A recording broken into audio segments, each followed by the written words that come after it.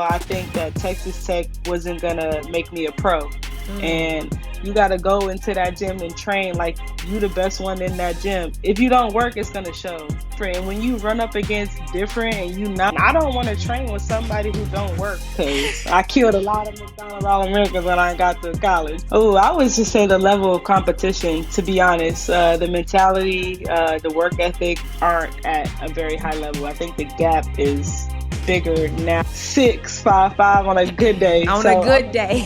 it's a day that I miss unless it was like a holiday. It's always good to play with other good players. You got to make decisions based off of your values and what you want. It shouldn't really matter like where. I don't think you should really focus on location. Like I said, the roster, who's on the roster, who's the coach after basketball, and networking is key. Did you know that I have two books?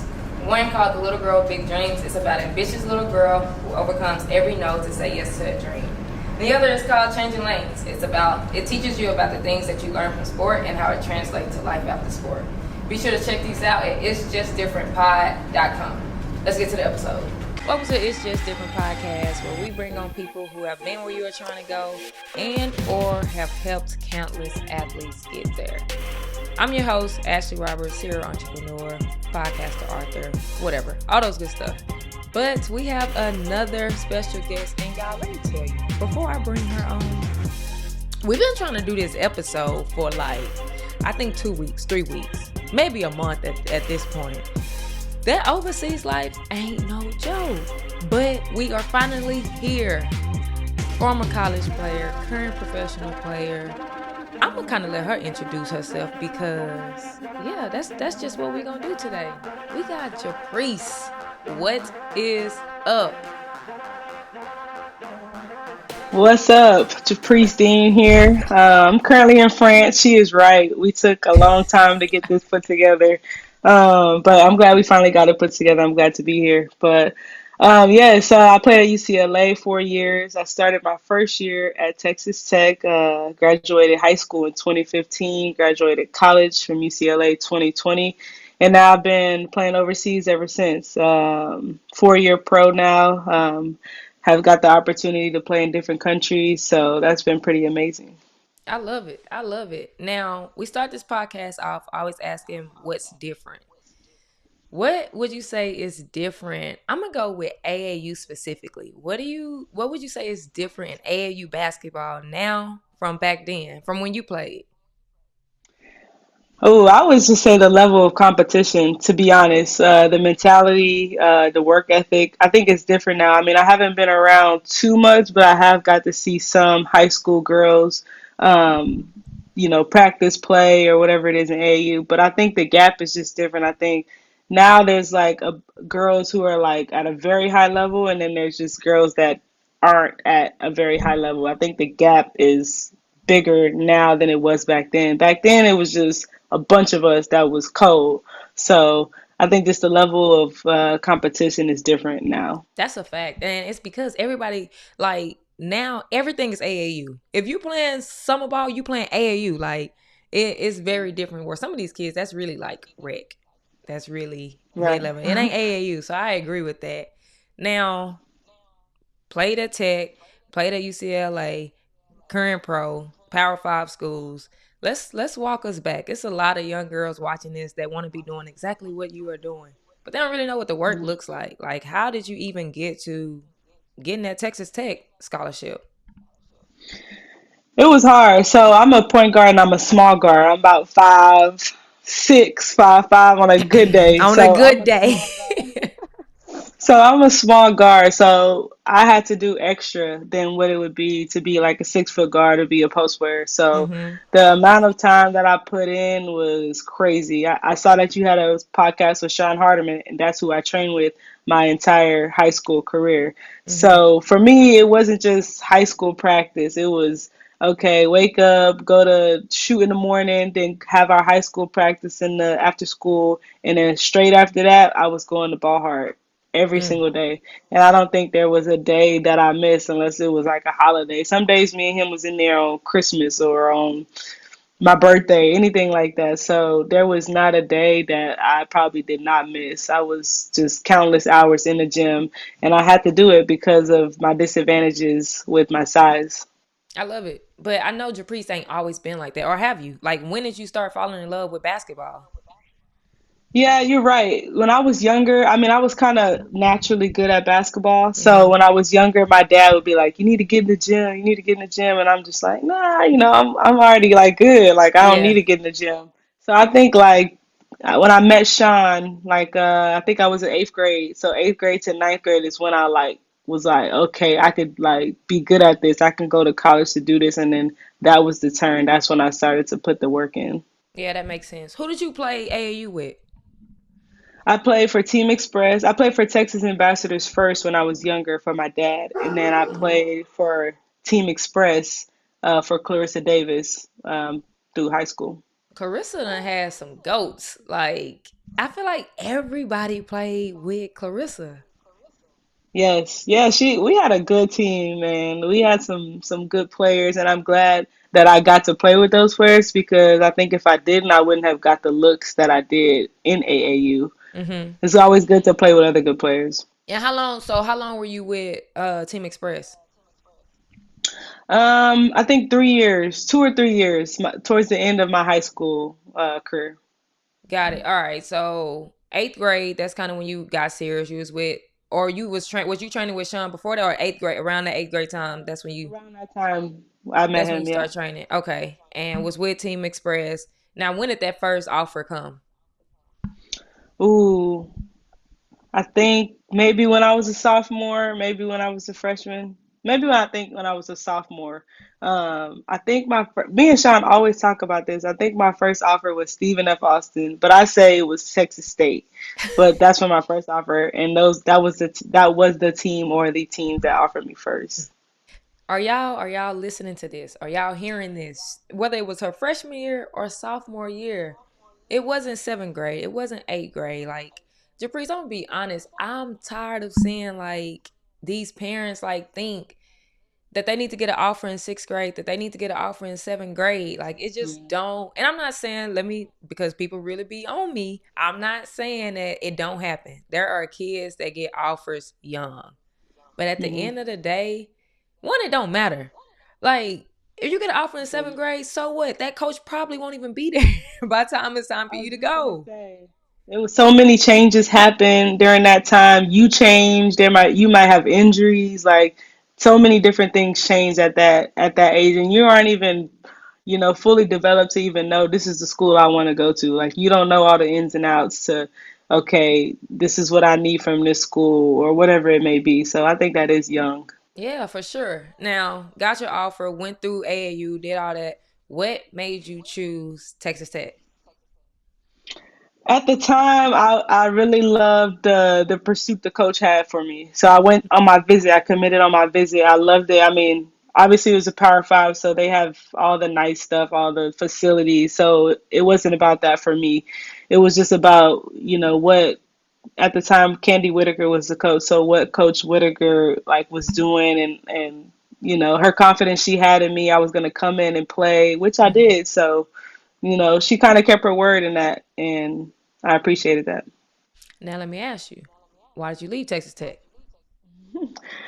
There's many reasons why I love Texas Tech, but at the end of the day, I think for me, as serious as I was about basketball, I think that Texas Tech wasn't gonna make me a pro, and Mm. I needed to be in a team with a coach who I was gonna become a pro, and I needed to be on a team that had previous pros. Like every year there's a WNBA pick or they go overseas and play things like that. So I wanted to be in an environment where I was going to be a professional basketball player. That's actually good right there. And I want to kind of go back from that statement of like AAU. Like, I talk with the podcast, is I make the podcast for a lot of different reasons, but one of it is really just to kind of educate parents and players just about the AAU process, recruitment, all those different things. And like, from what you just said, of one of the reasons was basically like that specific thing was it wasn't gonna make you a pro. Like, I really do feel like when kids are looking for AAU teams and they're trying to figure out where to play, it should be specific to their needs. Like you just said Hmm. something that was specific to you. It had nothing to do with your teammates, it had nothing to do with the coach.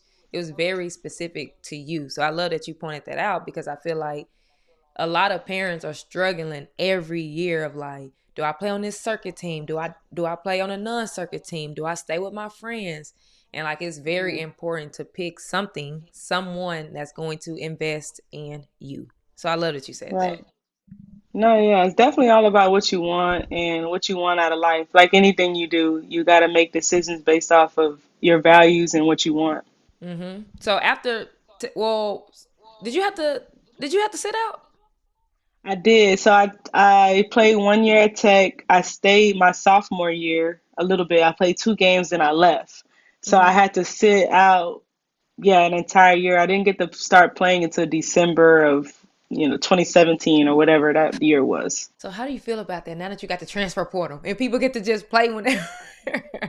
No, yeah, that is it's unfortunate that I didn't get to play right away, but a lot of people talk about transfers and oh, they leaving, I'm a transfer, so I root for people like that neither if it's not where they want to be, that's not where they want to be. So I'm all for the transfer portal, but it is nice that they get to play right away. But I think it was good for me that I got to sit out a year because I needed that and I got to Ooh. sit and I got to practice against Jordan Canada every single day of you know, You know practice. what? So it People was don't good for talk me. about that though.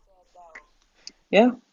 It was a Like development year for me. exactly. I was just gonna say that. That's almost like development, like free Hmm. school with development, like being able to get into a system, being able to understand the system without playing any Hmm. games. Like people don't actually talk about that. I didn't even think about it from that point. It was nice. So, okay. I want to go back to that a little bit because you said you played 2 games and then you left. Like, why was it just a sudden, like, forget it, I'm leaving? It was some beef, So I don't play about me and I don't play about my career. So if it's not what I want and what's gonna help me, then I'm gonna bounce. Like that's just the way it is. So I think that you should always think about you and do what's best for you no matter what and no matter what situation it is. And that's what I did. So some things were happening in those 2 games. We were having conversations with my parents, with the coach, um, trying to figure it out. And I'm like, I want to leave. And then, she tried to convince me I should stay. So I did. That's why I put. That's why I stayed in those 2 games and Mm, played, which was a mistake because at the time when you play 1 minute in one game, that whole season gets like it's like I played the whole season, mm. unfortunately. But it worked out for me on the back end. But yeah, she tried to convince me to stay, and I did, and I tried it out, and it just wasn't for me. I get it. Now, what made UCLA to pick? Ooh, that was hard. I honestly, I did not want to go to UCLA. I was so like traumatized with like what was going on at Texas Tech that I wanted to be close to home. So I like in my head, I'm like, at least if I'm going through something bad, I could be close to home. So I wanted to go to A&M. So I loved A&M. I loved to visit. I was like, I think this is where I want to go. Like, if something doesn't go right for me, I'm down the street to go home, and I don't want to be in California miserable like that. I have to take a flight to go back home, and I didn't want to do that. But my dad, he got the brains, so he laid it out for me, and it was the best decision for me. How I want to talk about that though. Like, if you mind me asking, like, how was? Because I'm assuming A&M offered, UCLA offered. Was it between those two?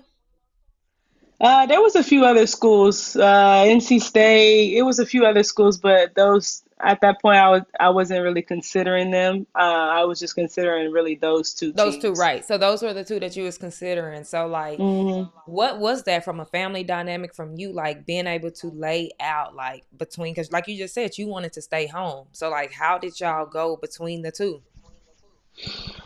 Honestly, I really it was fun to go through that recruitment process again, like to see that people wanted me and value Hmm. like my basketball skills. So I love that. But it was hard. I had to think about, who was on the roster at Texas Hmm. A&M, at that time, and the point guard was going to be there for a certain amount of time. And then we looked at UCLA, who Jordan was going to be the senior point guard on the roster the first year I played, and then she would leave. So Mm-hmm. then that left room for me to step in and be the point guard for the rest of the years. So I think that was the main, not the main, but that was one of the reasons like it was a better decision. I would be playing with Kennedy Carter or behind Kennedy Carter for 4 years, or I could be at UCLA running the show. You are really, really dropping some information. Like, I really hope people are listening to that. Like, people don't take that into consideration. Like, literally, like earlier, you said that you wanted to be a pro. Well, how do I be a pro? Get minutes, be on the court. Right. And both of those are good options. But at the end of the day, you had one where the point guard is getting ready to leave. So you get to, as you just said, that was my development year. I got to play against her every day. She's getting ready to leave. You also got Kennedy Carter over here, who's a dog, who's a hooper that you could play with or play behind. But you know, she there for 4 years. Like Right. that is a big difference. Like, I love that. Yeah. It was a tough decision, but it was the best decision. Now, what was UCLA like? You know, I've always said, like, I've always liked UCLA colors. Like, I've always said, if I would, I always be like, I'm not going outside of Texas, but if I do, I would love to go to UCLA. That was always the school. Yeah, UCLA is nice. So when I was on my visit and I was watching the game, like I was like daydreaming, like, Mm, dang, like I could really be on this court in this jersey playing for UCLA. So I was like imagining myself like in those people's shoes at the time, and I was just like, like shocked. Like yeah.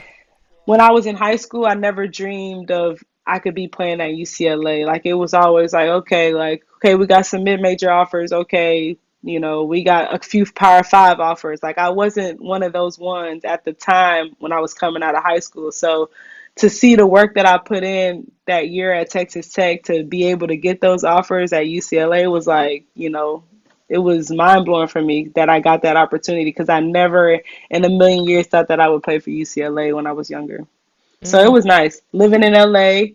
I got to meet every NBA player you could probably name, think of, because they got the runs at UCLA all the time. So that was nice. Um, I mean, I don't know. It's just the LA life is different than being in Texas. So it was pretty nice. Did you ever think about staying in LA, moving to LA? No, see, that's the thing. I don't think I would want to live in LA. I think LA is like a short-term Mm-hmm. thing. I don't think I would want to live there unless I was rich. Then I would live in LA. But besides that, I don't think I want to live in LA. Facts. I get that. Now, you talked about for you, like one of the biggest things was basically the roster. What advice would you give to parents and kids, like trying to choose a school? What should they look at? What should they look out for? Yeah, it definitely is a hard decision. I would definitely map out all the pros and the cons. It shouldn't really matter like where. I don't think you should really focus on location. And then obviously, if you're an elite kid, you're getting recruited by these Power Five schools. Like all of this stuff is going to be the same. So Mm-hmm. the facilities, the nutrition, the the practice gym, like all of that stuff is going to be almost the same because these schools got money. So I don't think you should consider, any of that stuff. Like I said, the roster, who's on the roster, who's the coach, if you want to be a pro, do they breed pros, Mm-hmm. at UCLA, one of Corey's like main things was I am woman. So she was developing us not just basketball players. She was developing us as women, which I also loved about that program. So it all depends on your values and what you want out of playing college basketball. So yeah. No, that's good. Now, I do want to go back a little bit to training, because we're talking about Okay. all of this. We're talking about the offers. We're talking about Power Five. We're talking about pro. And you've said it a little bit, when you was working out with Sean, you was there every day. I don't think kids and parents really understand the work that goes into getting a scholarship. Like some of them really think like, "Oh, I'm good. I'm gonna get this offer. Oh, I play with this team. I'm gonna get this offer." And this is these Yeah. coaches' job. You got to put Yeah. in the work. Like, what does the work look like? Like, help some of these kids out. Whew. I think that it would be important for them to see somebody who works actually work. They need an example. So like when I'm in the gym at Sean's now, I'm a little bit nicer now, but back then, like if you didn't work, I'm like, Sean, she gotta go. Like she can't be with our group. Like I'm not finna train with her. And that's what it was. You got sent over there to do work over there if you wasn't like committed. So I think it's all about mentality. You got to have the right mentality. You got to go into that gym and train like you the best one in that gym every single time. And that's what I did. Like I'm the best one in the gym. Like, and I'm going to show everybody in this training that I'm the best one in the gym. So I think it's all about mentality. The work, if you don't work, it's going to show. And Mm-hmm. that's just the bottom line. Oh, if you don't work, it's gonna show. That's a fact. That's a fact. I feel like a lot of times we get into these games and the parents wondering why their kid not doing this or their kid not doing that, or it's the coach fault. And it's like I talk Mhm. about it a lot: exposure or getting exposed. Like Right. a Oh, lot of yeah. these kids are starting to get exposed because they want the exposure, and some of them want it in sixth grade and seventh grade. You want to be playing in all these tournaments, but your body ain't ready for it. Your skill ain't Right. really ready for it. Yeah, and when dog meet not dog, like you gonna know real fast. And there's people you want to travel and be on these teams. You're gonna go against these East Coast girls who different. Like Very. they're saying they different. Some people are just different, and when you run up against different and you not, you gonna get a reality check.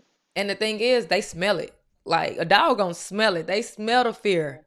They smell Oh it. yeah, So like that's yeah, that's also key. Like you have to be ready. You gotta put in the work. You have to work. It ain't just about going to AAU practice and that's it. It ain't just about going to high school and that's it. Like this yeah. stuff, It's and not at the about end of that. the day, like it's an investment, and that is something that I hope that parents really understand. Like if this is what your kid want to do, you gotta invest the time, the money, and the energy. Like Yeah, it's all three. yeah. I agree. So like that's Yeah, big.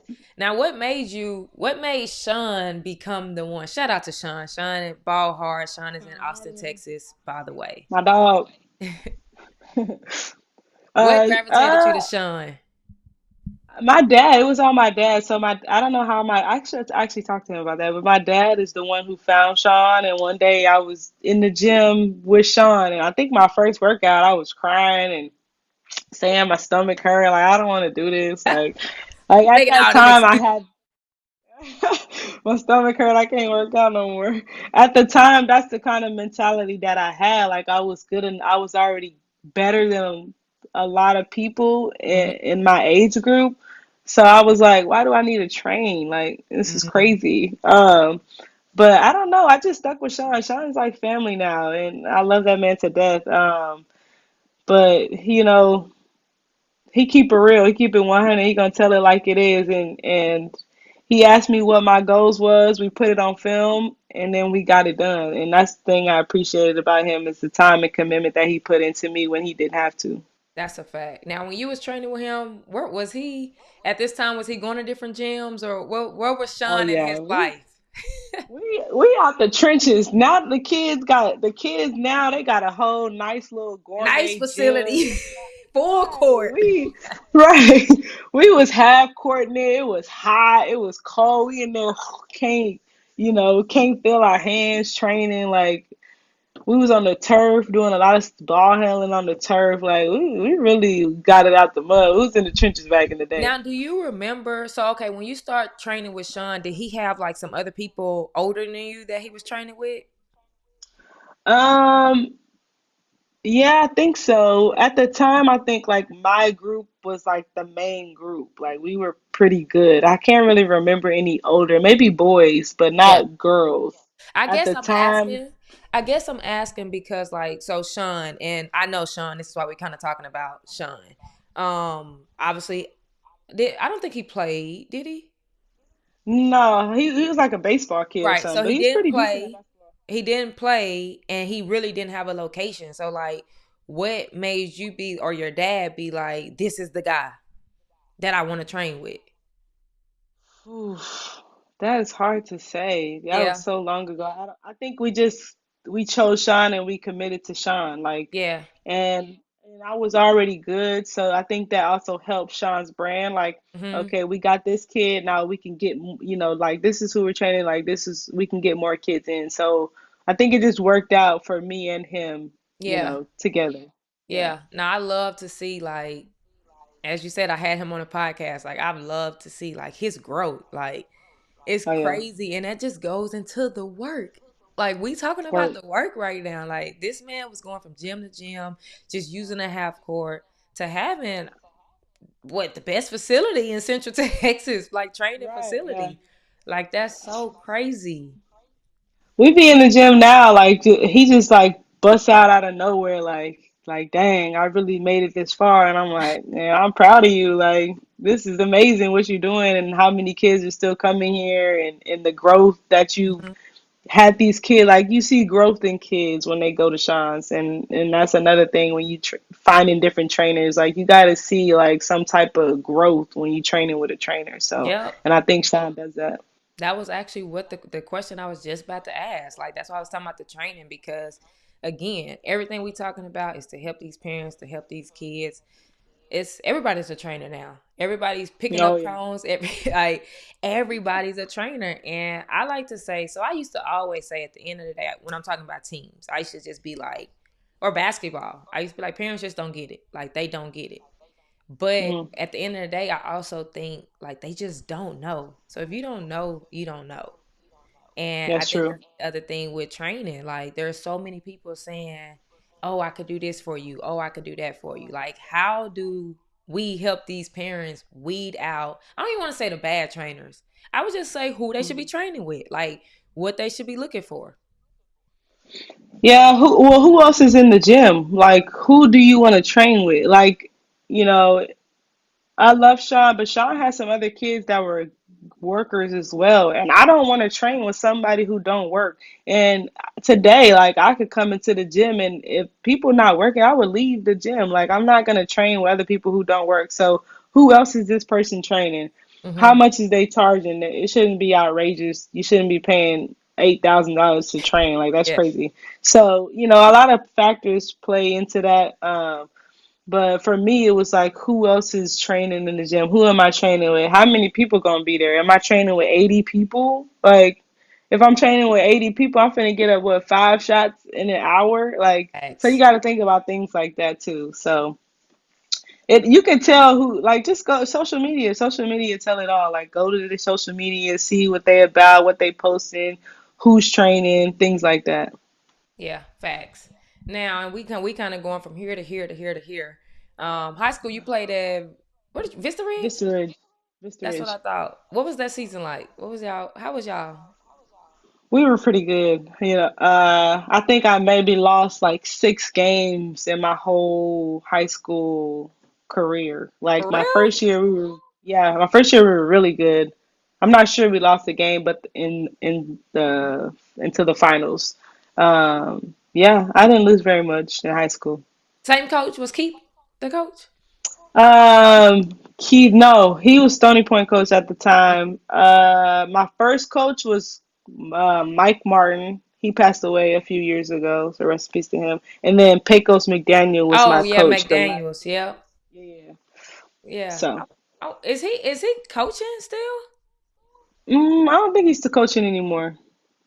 Yeah, McDaniel's. That's who it was. That's definitely who it was. Okay, Yeah, and you was just a McDonald nominee. nominee. Yeah, I wasn't a McDonald's All Yeah, American. yeah. Okay. Yeah, don't worry about none of that either, because I killed a lot of McDonald's All Americans when I got to college. So, Listen, which is where we going from a ranking, from McDonald's, from all of that. Like, I just feel like I think social media is a great thing. Like, I really do. I think that there's a lot of advantages to social media. But I also feel like it's half the reason why AAU is the way it is. Is why some of these mhm. players and parents are the way they are because they looking at what this person doing and that person or this person ranked and this and that. Like you just said, like I want to make down All American, but I gave them some numbers when I played Oh them. yeah, oh yeah. Like that's Yeah, big because people think about that all the time. no, yeah. Going back to what you're saying about the AAU and the kids now, like now we see like got an offer from whomever. I We never did that, like ever. Like, so that's new to me. So I think like now that some kids is like, oh, I got offer from here, which is not very smart to do actually. Now everybody doing it. We never Hmm. did that. One of my good friends is Kyra, and she got offers when she was seventh grade. So imagine if she tweeted out every offer she Every got. She'll shout be out to tweeting Kyra out. too. Kyra is episode like 2 or 3. Go check out her episode. But that's a fact. No, yeah, yeah. Like we posting Right. a She'll hundred be tweeting out. offers. Right. That's what I'm saying. Like you, it's a lot in that. So yeah, I see what you're saying about, the AAU and how it's changed and social media. It's not good right now. It's a lot of comparing probably too. So And it's like I don't know. I guess you take the good with the bad because I also obviously like what do colleges do when they see, oh, I got an offer from Baylor. What you think everybody else in the Big 12 gonna do? Go offer that kid. So it's like, right. okay, do y'all really like who really wants me? But it's just like now the schools are kind of doing that to keep in the runnings. The players like just posting offers so they can say I got an offer. Like what's the and I ain't trying to take away from the joy of the people posting. I ain't trying to Yeah. do that at all. But at the same time, like, would you want to get a graphic to post all these offers? Like, Yeah. who really It's wants you? not something I would do, but to each his own. So. Listen, the kids be loving it. And at the end of the day, like, even for programs, whether that's good or bad, like, I have a program, it obviously helps the program when this kid is going there or whatever the case may be. But a lot of programs, like, they gunning for it, they aiming for it, they almost pressuring some of these schools, like, hey, offer this kid and you can get this kid. Like, Mm. and I don't think it's helping the game at all. It's definitely getting more political, especially with NIL now. So that changes the game too with NIL. So like now, like if I was making a decision to go play college basketball somewhere, it might be a little different. Like it might be okay, where can I get the most money at? Mm-hmm. I'm a woman basketball player, so I'm not gonna be playing till I'm 40 years old like I'm LeBron. Like, so Right. now I got to think about financially, how will this school help me financially too? So Mm-hmm. now I want to be a pro, and then now I want to make money to start investing in my future when I'm done playing basketball. And I think that's an important thing too when you're a high level player to be thinking about that. So, 100%. Like I think business before anything. Like, hmm and even if you're not like when you're talking about high level, yes, from an NIL perspective at the end of the day. But even kids that's not high level, whatever, like I think it's very important to think about network. Like yeah, think about yeah, network, think about boosters, like think about all of that and actually do it. Like when yeah, you're at these schools, like that's one thing that I am like very proud of myself for doing. I was at Texas. Like I talked to my academic advisor. I talked to like it's this one lady, Lisa McBride. Shout out to you. She's a Texas ex, much older than me, but like somebody that I connected with, like that I still talk to. Like she just sent me a mm, picture. Her daughter just had a baby, I think like 2 weeks ago or time ago, and she just sent me a picture of it. But like that came just from me networking while I was at yeah, Texas. And I think that kids need to do a much, especially girls, need to do a much hmm better job of like networking with the school. You there for 4 years, 5 years, however many years. Network. yeah. Yeah, yeah, you gotta utilize everything that they give you. So I guess that you could probably put that in how you would choose a school as well. Like, who is this coach, introducing us to? So Mm-hmm. when I was at UCLA, like we had people from banks come in and explain to us like banking. Like it was Mm-hmm. just like random people that would come in and teach us different things, which is important for us for, after basketball. And I think that's important. You gotta think after basketball, and networking is key. And that's why I always keep in touch with my UCLA coaches. Always, I text them good win or whatever it may be, checking in, just because I know that one day I may need these people Mm-hmm. to help give me a job. For sure, for sure. Now we done talked a lot. I want to get into Japreece now. What time is it over there, Okay. by the way? It is 6:39 p.m. right now. It's 11 o'clock over here, y'all. 11:39. This is why we've been struggling because Japreece was one working like in the gym, and then now overseas. I could never get this overseas time. I done had Brooke. We struggled when it was because she overseas. Joiner, I still ain't been able to get her on because just the overseas schedule. Who else? Yeah. Katrina. Katrina is Yes. finally here now. So Right. Oh, you better get it while she there. I am. I think we filming this evening. I'm like, me and this overseas, we not cutting. But let's talk about overseas. I think that at the end of the day, and people know about overseas, of course, but like most young girls, and that's how everybody is, right? Like we always talk about we want to go to the league, we want to go to the WNBA, we want to do these different things. And it's still life with basketball, even if you don't go to the league. So what has the overseas Mm. life been like? What has your journey been like, etc.? Let's talk about it. So my journey was a little hard. It was a little tough because of COVID. So graduating 2020, that's when COVID hit. We didn't have the NCAA tournament. I didn't have a graduation. I didn't have a training camp. So I actually got drafted that my senior year to play for Chicago Sky, but I didn't even get a chance because Mm-hmm. of COVID. So we didn't have training camp. So I didn't even get to go showcase like anything that I could maybe play in the league. Mm-hmm. So that was tough. So I think COVID really kind of altered a little bit of my journey as far as like playing in the WNBA because once you don't get in, it's kind of hard to get back in.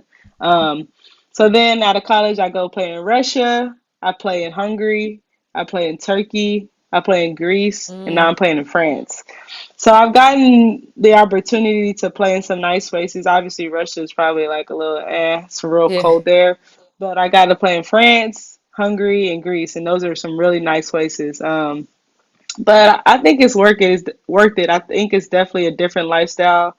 It's definitely something that you got to be willing to make a lot of sacrifices for, and you got to be able to adapt well, because it's hard. You're away from family.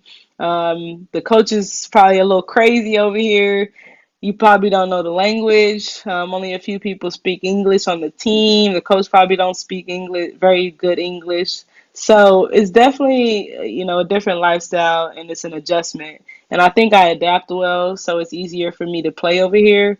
But my journey's been a little bit smooth. There's been some ups and downs with like teams and staying on teams and trying to find the right fit for me. But I'm grateful that I'm still playing basketball. This is what I wanted back way back when we was talking about 2015. I want to be a pro, and Mm-hmm. this is where I am. So I kind of done everything that I said I would do when I wrote it down when me and Sean put it on the camera. So what can I say? Yeah, that's I'm dope. What's grateful. been your favorite place? Ooh, my favorite place to be in the city probably is Greece. Athens. I was in Athens. Athens is Oh, beautiful, nice. Eating steak on the beach, like it's nice. oh, yeah. So that's probably my favorite place to like the city to be in.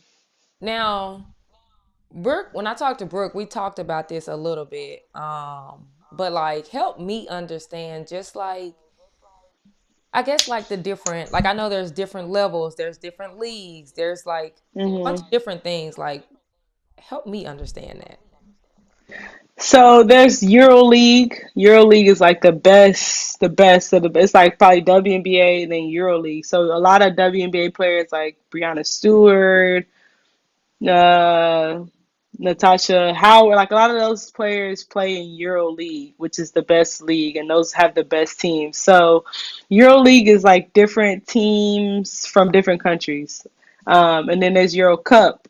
It's like the second best league that like different teams, different they play, and then you also play in your country league. So I play in the French league, and I play all the teams in France. I don't play on the Euro Cup or Euro League team, so I don't like travel to different countries to play other teams, if that makes sense. Yeah, that makes sense. So in France, are there different levels?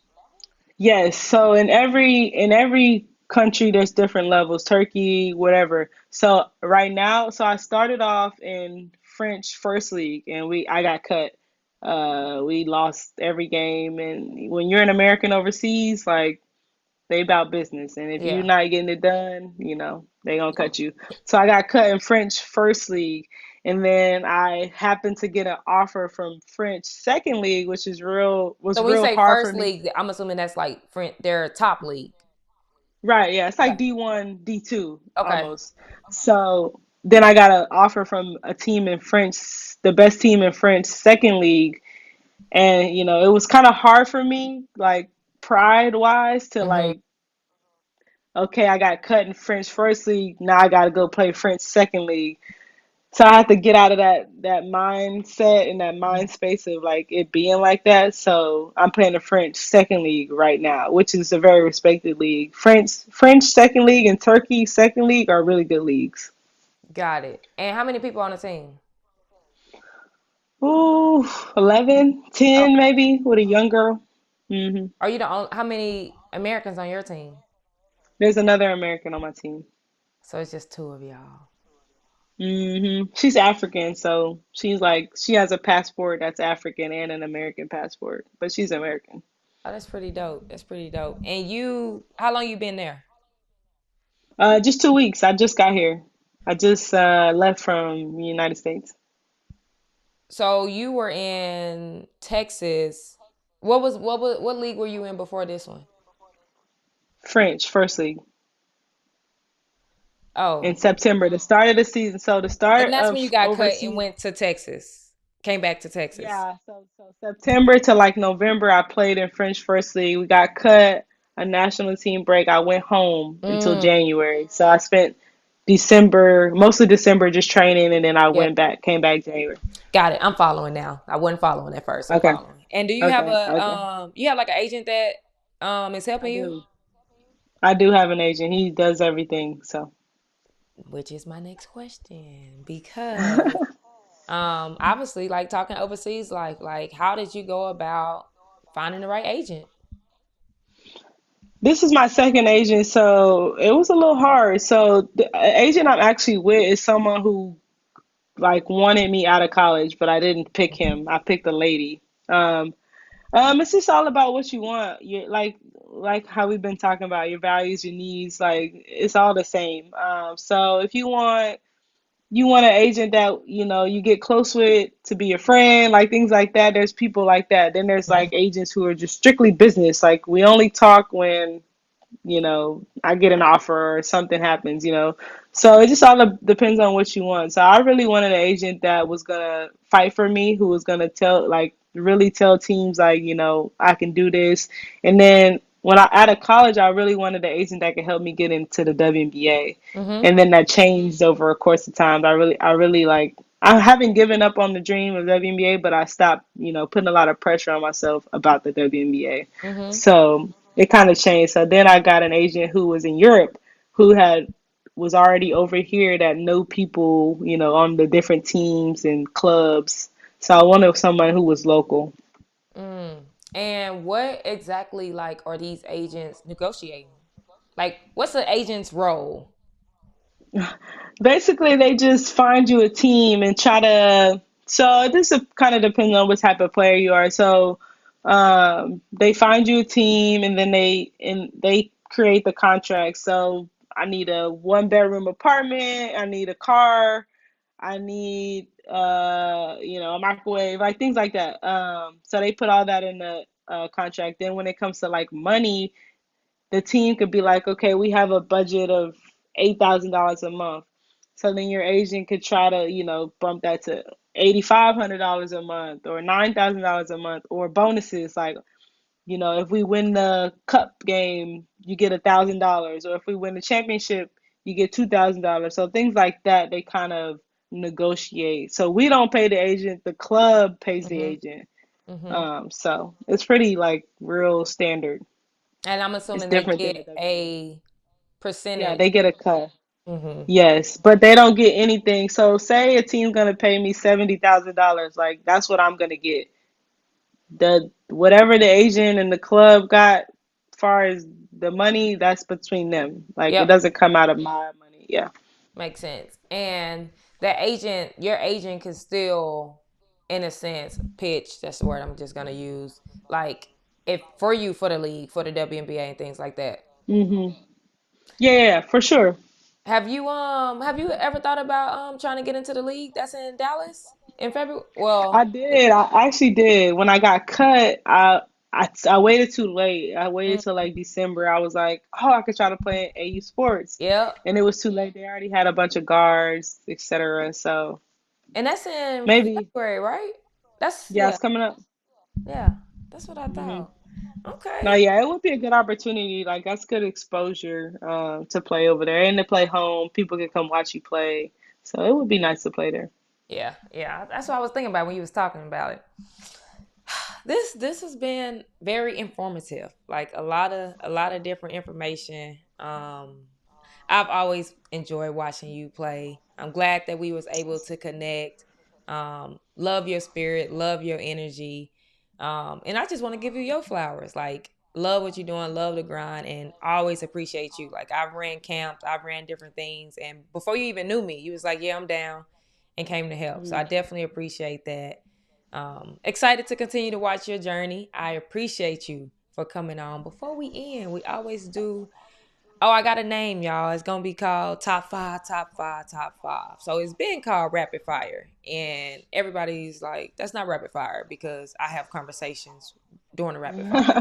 So it's called Top Five, Top Five, Top Five. I got five Okay. things for you, and we gonna go. You ready? Okay. Are you a pass first point guard or score first point guard? Score first. I know it. Yeah, you a scorer. You got to get a bucket. What is Got your to. biggest ick as a player? Oof, when post players don't catch the ball. Who was the best post player? This is 2A. Who was the best post player you played with? Ooh, post player. Forward. I would say Michaela Onyenwitter is the best forward I played with. Okay.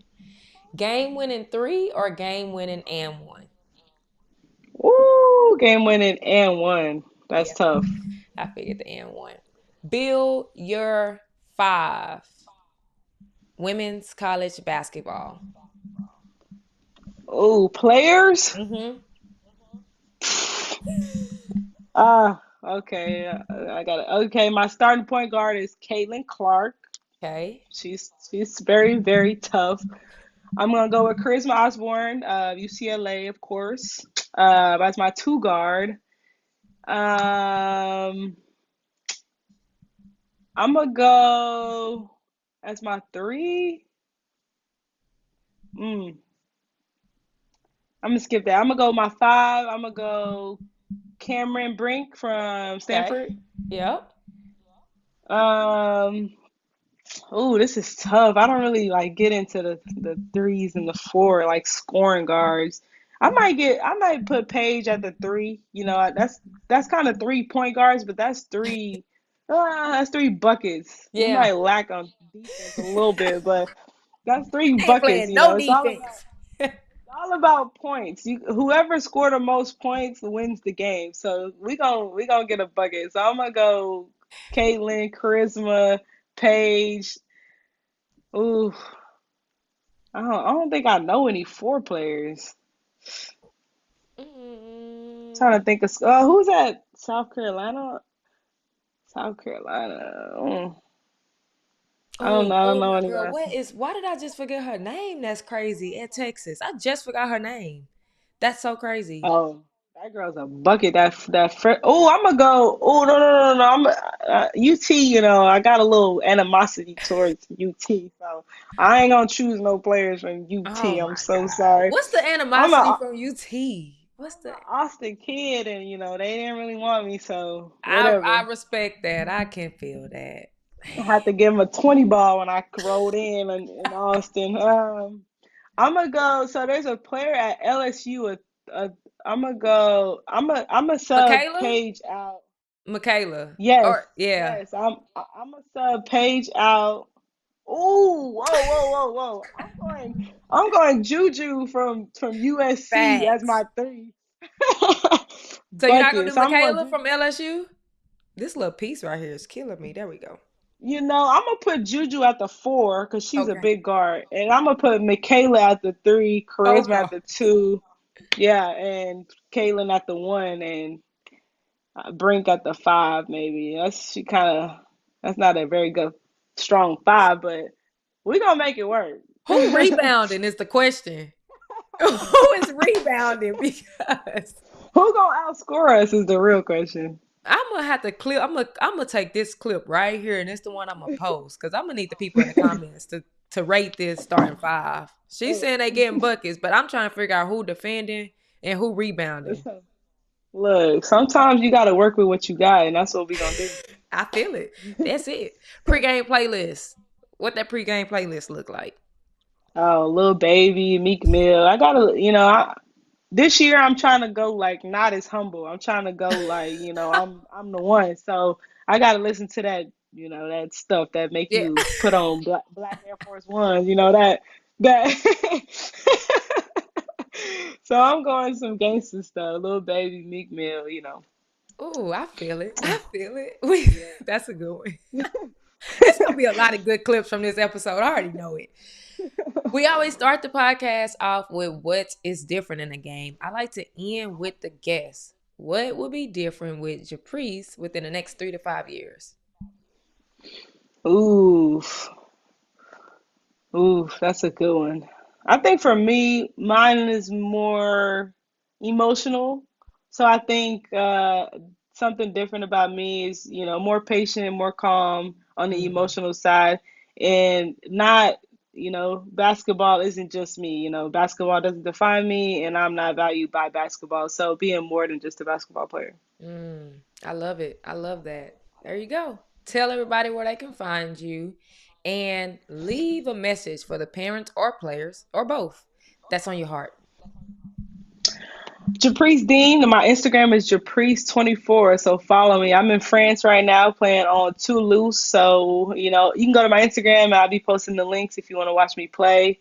I would just say for the kids out there, just to keep working, have that mentality change. Always know that there's someone out there that's working as well. So you got to work harder. And parents, I think that y'all should just stay out the way. Let the kid do what they want to do. Probably say less and support more for Oh, say parents. less and support more. I like it. I appreciate y'all for tuning in. Make sure you like, follow, subscribe. Again, like, follow, subscribe. Do all of that. Like, follow, subscribe. Share this out with some people who need this information. And we're going to keep bringing episode after episode after episode every single week. Like, follow, and subscribe. We'll see y'all next week.